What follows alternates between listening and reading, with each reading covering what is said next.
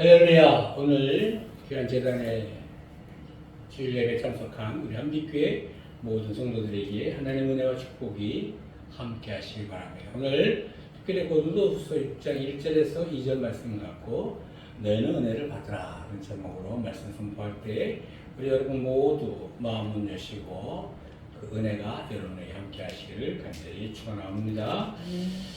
오늘 특별히 성경에 나오는 사랑 가운데 4명을 여러분들에게 소개하고 그들이 어떻게 은혜를 받았는지 말씀드린 후에 또 우리는 어떻게 은혜를 받을 수 있는가에 대하여 말씀을 선포하려고 합니다. 첫 번째 분을 소개하겠습니다. 첫 번째 사람은 가버나움에 있었던 분이십니다. 이 가버나움의 한 백부장을 말하고 싶습니다. 유대인들이 누했던 로마의 장교였는데 어느 날 그 백부장이 주님에게 큰 은혜를 입게 됐다는 사실입니다. 자기가 아무 가치도 없는 죄인이라는 사실을 깨닫고 있었기 때문에 그렇게 됐다는 사실이죠. 그 사연은 그렇습니다. 하루는 그 집 하인이 죽을 병에 걸렸어요. 그래서 백부장은 평소에 알고 지냈던 몇몇 유대 장로들에게 그 소식을 듣고 예수님을 청합니다. 그리고 예수님이 자기 집 가까이 오시자 예수님에게 사람을 보내어 이렇게 말합니다. 뭐라고 말했냐면 주여 수고하지 마시옵소서. 내 집에 들어오심을 내가 감당하지 못하겠나이다. 그러므로 내가 주께 나아가기도 감당치 못한 줄 알았나이다. 말씀만 하사 내 하인이 낫겠나이다. 아멘. 위대한 믿음의 고백 아닙니까? 백부장은 자기가 예수님 앞에 직접 나갈 수 없고 예수님을 자기 집에 모실 수 없는 부정한 죄인이라고 이렇게 고백을 하고 있습니다. 그러자 예수님이 이 백부장의 믿음을 칭찬하시면서 그의 하인을 죽을 병에서 살려주셨다라는 사실입니다. 여기에 중요한 포인트가 뭘까요, 여러분? 나는 아무 가치가 없는 죄인이라는 사실을 깨닫게 되었다는 것입니다. 나는 아무 가치가 없어 하는 그런 마음을 가지면 주님께서 바로 그때에 우리에게 넘치는 은혜를 베풀어 주신다는 것입니다. 두 번째 분을 소개해 볼까요? 두 번째 분은 나인성에 계셨던 분입니다. 나인성의 한 과부입니다. 외아들 하나 있는 것이 그것의 유일한 소망이었던 과부였는데 그런데 그만 그 외아들이 죽고 말아요. 그때에 큰 슬픔, 큰 절망이 오죽하겠습니까? 그런데 슬픔과 절망 사이 과부가 하나님께 은혜를 받게 됐다는 사실을 성경에서 얘기하고 있습니다. 절망 중에 있을 때 이 여인의 아들의 장례를 쫓아 주님이 오시는 방향에 맞추셨을 때 주님을 만나게 됩니다. 그 자리에서 주님은 절망에 쌓인 과부를 불쌍히 여기시고 위로를 베풀어 주셨다는 겁니다. 그리고 그 관 안에 누워 죽어있던 아들을 살려주셨다는 것이죠. 여기에 중요한 포인트가 있습니다. 죽음과 절망을 극복하는 은혜를 그가 입게 되었다는 것입니다. 여러분 한번 생각해 보십시오. 우리가 때때로 나인성 과부처럼 슬픔과 좌절에 쌓여 매일 때가 얼마나 많이 있습니까? 그러나 그와 같은 절망의 때가 바로 하나님의 은혜를 체험할 수 있는 기회가 된다는 사실을 깨닫기를 바랍니다. 죽음의 절망 가운데 주님을 향해 나올 때 주님은 생명과 소망의 은혜를 우리에게 베풀어 주신다는 사실입니다. 절망이 있습니까? 고통 가운데 있습니까? 어려움이 있습니까? 이럴 때 우리가 주님을 만날 수 있다는 사실을 기억하시길 바랍니다. 아멘입니다. 아멘. 세 번째 분을 소개해 보겠습니다. 세 번째 분은 바로 세례 요한, 위대한 선지자이십니다. 그러나 요한에게도 좌절과 회의의 시간이 있었다는 것을 성경이 말하고 있습니다. 무슨 회의냐면 메시아에 대한 회의입니다. 자기 사역에 대한 회의가 목구름에 짙게 밀릴 적이 있었다는 것이죠. 그래서 제자들을 예수님께로 보내요. 이렇게 질문을 던집니다. 어떻게 질문 던집니까? 오실 그이가 당신으로일까? 아니면 우리가 다른 사람을 더 기다려야 합니까? 이렇게 묻습니다. 회의가 들어 이렇게 질문하는 것입니다. 여러분, 하나님에 대한 종들에게도 좌절과 회의의 시간이 올 때가 있었다는 것입니다. 몇 사람을 소개해 볼까요? 엘리야를 보십시오. 엘리야에게도 그럴 때가 있었습니다. 모세를 보십시오. 모세도 그럴 때가 있었다는 거예요. 아무리 하나님의 종이라 할지라도 한계에 도달하면 자기의 무능과 좌절과 회의를 고백할 수밖에 없는 그런 처지에 있게 된다는 것입니다.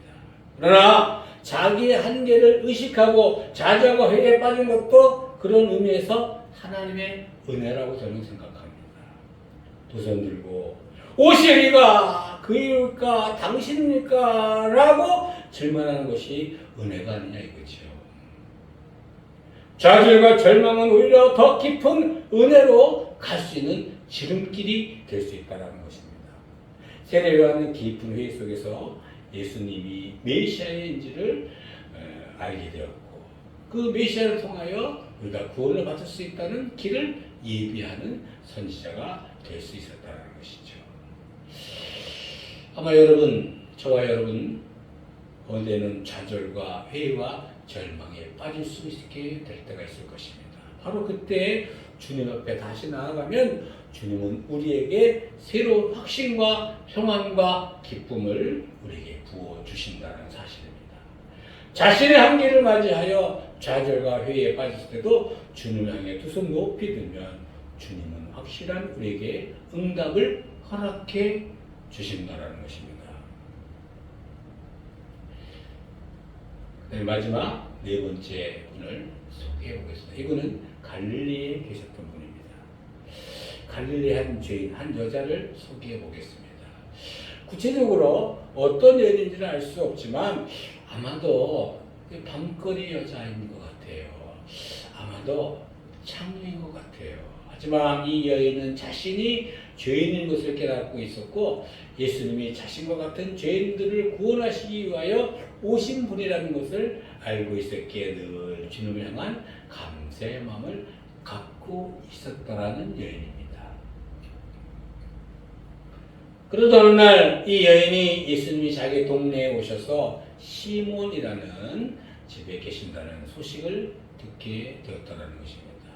이걸 알고 바로 달려갑니다. 그냥 달려간 것이 아니라 향유를 가득 담은 옥합을 가지고 달려갔는데 감히 예수님 연전에 나설 수가 없어서 예수님 뒤로 다가갔습니다. 그리고 하염없이 눈물을 흘리면서 예수님께 나아갔다는 것이죠. 그 눈물은 무슨 눈물인가요? 바로 회개의 눈물 아닐까요? 아마도 자기가 죽은 개보다도 무가치하고 쓸모없는 죄인이라는 사실을 절감하면서 눈물을 흘렸던 것 같아요. 그리고 그럼에도 불구하고 용서하시는 주님을 향하여 뜨거운 사랑의 눈물을 흘렸던 것 같아요. 그 눈물로 예수님의 발을 적시고 또 그 머리털로 예수님의 발을 닦아드리고 그 발에 자기 입을 맞추고 그리고 그 발에 머리에 향유를 부었다는 것입니다. 예수님은 이 여인의 놀라운 은혜를 베풀어 주셨어요. 내 죄 사함을 받았다.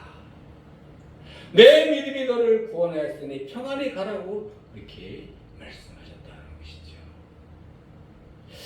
우리 사랑하는 우리 한빛교회 또 이 유튜브를 보는 우리 모든 성도들, 우리 기독교는 은혜의 종교입니다. 은혜의 종교.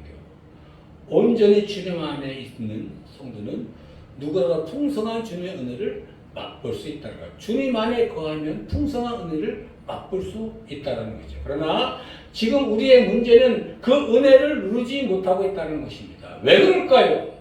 내가 죄인의 사실을 망각하고 살아가기 때문이라는 사실입니다. 그래서 은혜에서 멀어지고 있고 날마다 은혜를 맛보지 못하고 세월이 흘러도 언제나 껍데기만 왕성한 그런 크리스찬이 될 수밖에 없다는 것이죠. 한 소년이 있었어요. 이 소년이 밖에서 놀다가 목이 말라서 이제 냉장고 문을 열었습니다.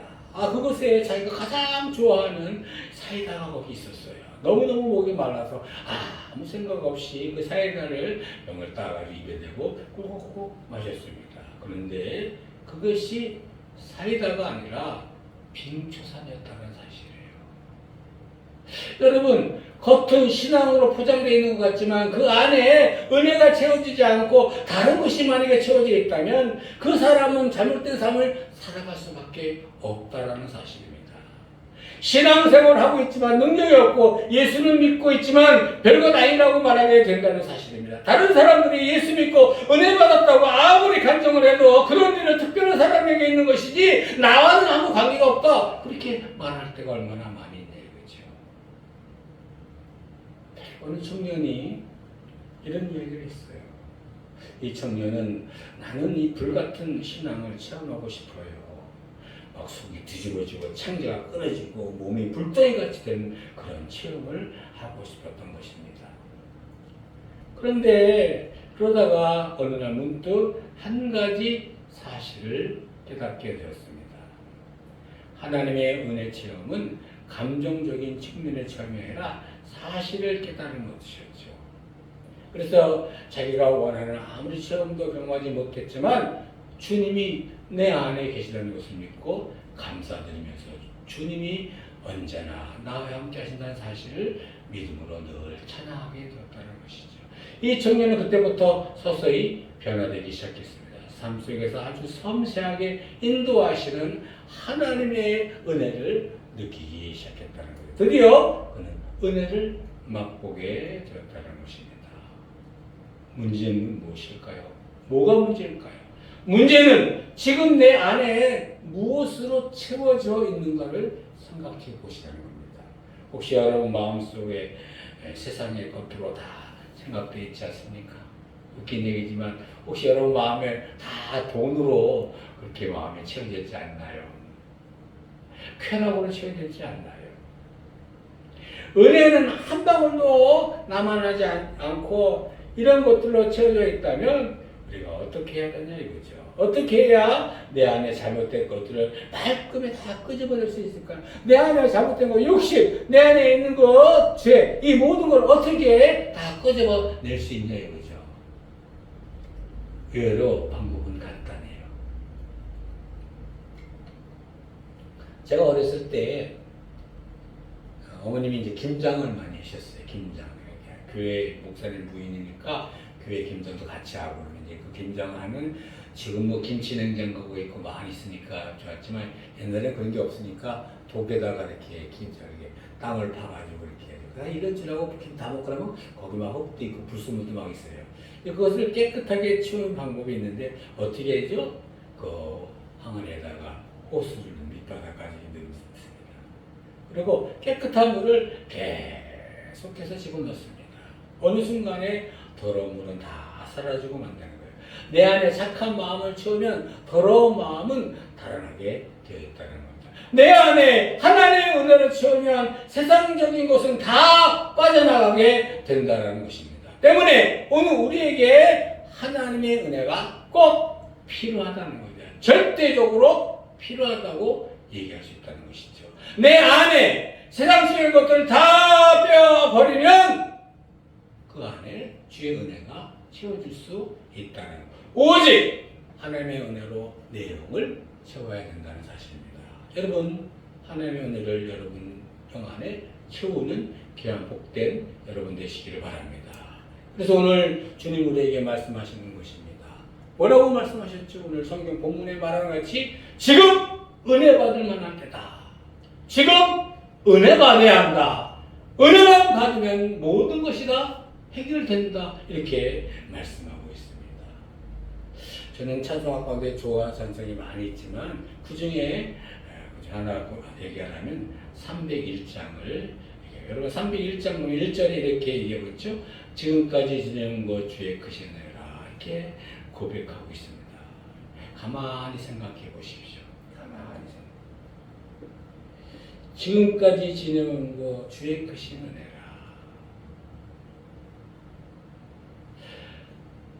지금까지 지내온 것 가운데 은혜 아닌 것이 어디 있겠냐 이거죠.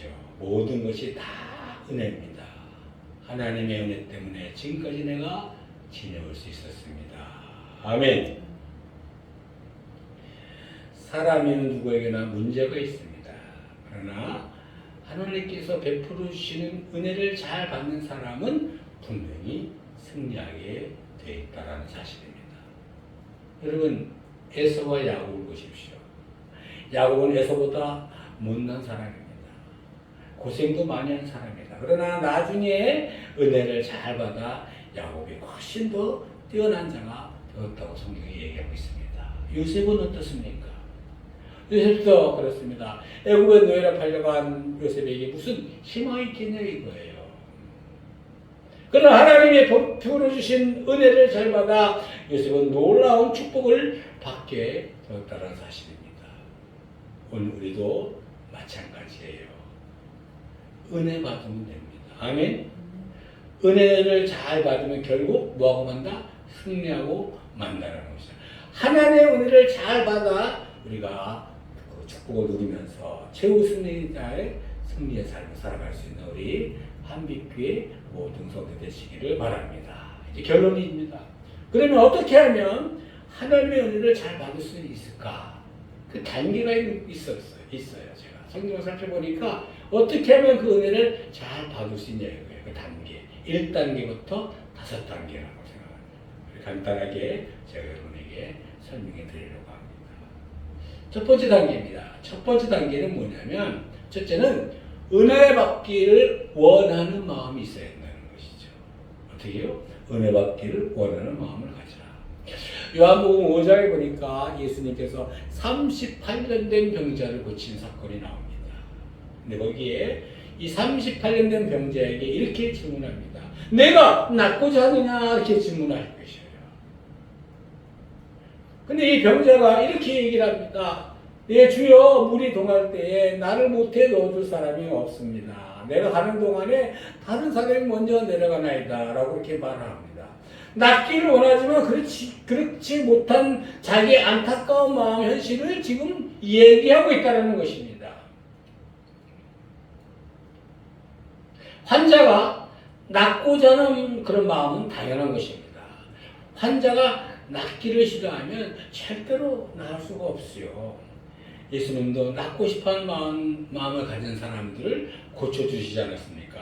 낫고자 하는 마음이 참 중요합니다. 그러므로 마찬가지입니다. 이렇게 먼저 은혜 받기를 원하는 마음이 있어야 한다는 것입니다. 아멘. 주님 나 은혜 받기를 원합니다. 주님 나 변화되기를 원합니다. 주님 나 간절하게 외치니 내게 은혜를 베풀어 주시옵소서. 이렇게 은혜 받기를 원하는 간절한 마음을 가질 때에 하나님께서 그에게 은혜를 베풀어 주신다는 것입니다. 두 번째 단계는 뭔가요? 두 번째 단계는 자신의 연약함을 인정하라는 겁니다. 나의 연약함을 먼저 인정하라는 것입니다. 내 자신과 내 삶 속에서 많은 문제가 있다는 것을 인정하십시오. 나 주님 부족합니다. 나 연약합니다. 주님, 내가 학교 다닐 때 나 연약한 거 많아요. 주님 도와주세요. 주님, 내 목회하는데 연약한 거 많아요. 도와주세요.